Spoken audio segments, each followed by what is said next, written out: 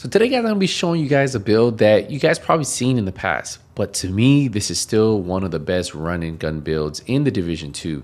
And the reason why is because it has a lot of survivability, puts out a lot of damage, and it just does what it needs to do. And as you guys seen in this gameplay, you guys are going to see a lot of damage in chunks. And just look at this. This is an elite convoy, right? So this dude is pretty tanky. He's already down. And what we're going to do now is we are going to head over here and take over this control point. So this is all done on heroic difficulty. Now, I will tell you, obviously, you guys... Oh, where's this guy going? Obviously, if you guys know, legendary difficulty may be a different story, especially if you're using the Memento backpack. And something like Striker might be better for that. But overall, like, for almost everything you do in the game, this 100% will be able to take out anything. And that's why I call it one of the best solo player builds in the game, because most of the content you do solo will be a little bit under legendary, unless you're doing like legendary summit. And there's a few people who like doing legendary, what's it called, legendary mission solo, and that's a few, right? So, but overall, like, if you guys are just watching the build, it's gonna take out and do everything you guys really needed to do. Just look at the damage. Like, it's there, right? Survivability is there. And you guys have to remember, because I am using the backpack, the Memento backpack, what this does is it gives me a lot of survivability. And once I hit those 30 stacks, which I currently have, I constantly have that 30% extra weapon damage, 3% armor regen for that survivability, and we get some skill efficiency in there. But once I pick up that trophy, I'm getting even more buffs, but those buffs only last 10 seconds. But that's all you really need, to be honest. It's all you really need for that. And you guys are going to see in a second, we're about to take out these guys first. Let me take out the guys to the left. And then now I can take out... Oh, whoa. There he goes. I'm getting shot in the back. Vital signs critical. There you go. Whew. You see with the armor on kill, I didn't even have to pop a med kit. There you go. Now I should be able to take him off. Pop his thing, and then it's going to be over. And if you want to, if you honestly don't want to keep just reloading like I was doing right there, I could have swapped to my Scorpio. And I'll do that on the next boss so you guys can see. There's a lot of different things you guys can do to really make this build even better. And it's all depending on your playstyle. But if you like run and gun play like you guys are seeing here, you guys are going to see these enemies just get shredded, right? Like the armor's coming off. Man, just absolutely destroyed. So obviously there's different builds for different playstyles. But I think overall, like, look at that rusher. Holy. Even goes through his helmet. Where's his buddy at? Oh, well. I think he went over here. Yep. Boom. But if you guys are seeing, nothing can really challenge me, right? And what this allows you to do is get through content very fast and farm more builds. So that way you can always try out different things, or just level up the builds that you currently have. Like maybe you want to get the expertise up on them, right? Maybe that's what you want to do. Oh, look at this. Boom. Just easy work, man.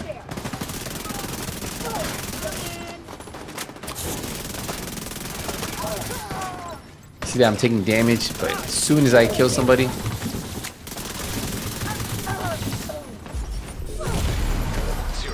look, I'm in trouble, but not for long. Switch to the Scorpio, and it's a wrap. So even in those situations where it gets pretty tough, you'll notice how easy it is to use this build. And where this build really shines is when you do build that 30 stack. So once you build a 30 stack and you start going through the missions, you start running around farming control points, farming activities, you'll notice how easy it is to use this build. So for this build, we are running the gunner specialization, right? And this is going to give us that 10% armor on kill, plus it's going to allow us to use the Banshee pulse, and it has a couple other bonuses that I like. So definitely check out the different classes and see which one you enjoy more. Now I am running the Dark Winter. What the Dark Winter does is it gives you perfect killer. Killing enemy with a critical hit grants 50% critical hit damage. So that's on top of the critical hit damage I already have on the build, and that's just amazing, especially on a high crit chance, crit damage build. So we have 108,000 damage on this gun at full 30 stack. That's the full 30 stack. Now this doesn't include every time I pick up a new trophy, so that's going to go up. 1200 RPM, 45 round mag. We have 13% weapon damage from the expertise on this weapon, plus 15% SMG damage, 20% crit chance, and 10% damage to targets out of cover. Now I have crit chance on the scope, on the underbarrel, and also on the suppressor, and then we have 20 round mag. So crit chance all through, so that's 15% extra crit chance right here. For my secondary, I went with the Scorpio. Gives you 1.2 million armor, has 14% weapon damage on here, has shotgun damage, damage to armor, and critical hit damage. And then obviously the Scorpio is just good because of the talent Septic Shock. It's great for those really tanky enemies that you can stop them in place and then just beam them, right? Because once you hit 6 stacks, that's shock, right? So he can't move. So definitely something that you guys should really look forward to grinding and getting if you don't have. Now we have the Memento backpack that gives us weapon damage, armor, skill tier. We have armor on here, plus we have critical hit damage. Now, obviously you guys should know by now, it's probably one of the best solo running gun pieces in the game. And the reason why is because of the talent kill confirmed. Nothing really matches up to this that allows you to get a 3 core attributes plus give you this, where after 30 stacks, right, once you keep that for 300 seconds, you have 30% weapon damage, 30% skill efficiency, and 3% armor regen. A lot of survivability in that armor regen. Now what you need to remember is every time I pick up a new trophy, that refreshes. And not only that, for 10 seconds, every time I pick up a trophy, I get additional 20% weapon damage, 30% bonus armor, and 5% skill efficiency. So just a lot of really good things out of the Memento, and that's why it's still one of the best in slot for those running gun builds. I am running a 4-piece Hunter's Fury because the 2-piece gives me 15% shotgun damage and SMG damage. The 3-piece gives me 20% armor on kill. Now you add that with the gunner class, 30% armor on kill, and then Apex Predator. Enemies within 15 meters receive a debuff, amplifying your weapon damage towards them. So that's 20% amplified damage towards those enemies. Now, not only that, killing a debuff enemy with your weapon disorients other enemies within 5 meters. But then look at this. It also amplifies weapon damage by 5% for 10 seconds, stacking up to 5 times. So that means you could have up to an additional amplified of 25% weapon damage. So overall, probably one of the best running gun builds. And like I said, you can run 1.5 million armor and shred just as fast. I told you I like to shred a little bit faster, but if you need to, just swap one of the weapon cores for armor cores. So we have 170,000 armor, crit damage, and a crit damage mod. For the chest, we went the Sokolov chest. This gives us 10% SMG damage. We have weapon damage, we have crit damage, we have crit chance, we have crit damage for the mod, and then also we have Obliterate. Critical hits increase total weapon damage by 1% for 5 seconds. Now this does stack up 25 times, so that means that at full stack, we're getting a 25% extra total weapon damage on this build. For our second piece of Hunter's Fury, we have weapon damage, critical damage. Like I said, if you want to have a little bit more armor, you could put that 1.5 million by just switching this weapon damage for armor on here. For the knee pads, we have our third piece with 170,000 armor and 12% critical damage. And for the gloves, the fourth and final piece of Hunter's Fury, 15% weapon damage and 12% critical hit damage.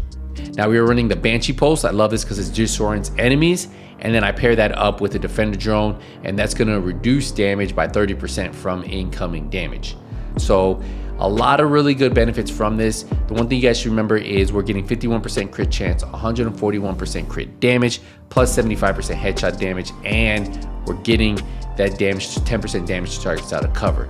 And don't forget all the armor regen we get. So a lot of really good benefits for running this build right here. And I think a lot of you guys will enjoy it. And if you guys are struggling to survive a little bit with this build because you feel like you're a little bit on the squishy side and you're not getting, not having the chance to get those kills, it's not fitting your playstyle, well, think about swapping out one of those weapon damage cores for an armor core, and you'll see a little bit of a difference for the survivability. And remember, you'll gain 30% armor on kill, so you get bigger chunks back. So could help you out if you guys are struggling to really benefit from this. But yeah, this is the build right here. If you guys have any questions, let me know. Probably still one of my favorite best solo builds in the game for run and gun players. All right, we'll wrap it up here. Appreciate the support, appreciate the love. See you guys in the next one. Hey, Nothing But Skills out.